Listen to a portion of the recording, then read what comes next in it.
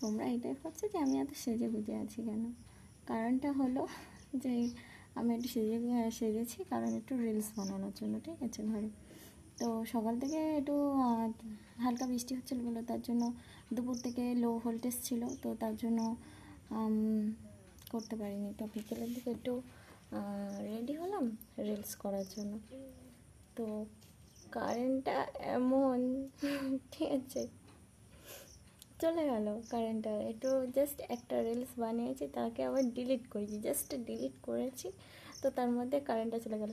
মানে কার রাগটা ধরবে না, ঠিক আছে। এত সুন্দর করে রেডি হলাম, সাজলাম, ভাবলাম মানে 2-3 দিন রিলস করিনি কিছু, তো ভাবলাম একটু রিলস করি, তো কারেন্টটাই চলে গেল। কার রাগ ধরবে না বলো। গেল সব, মানে প্রচণ্ড রাগ হচ্ছে।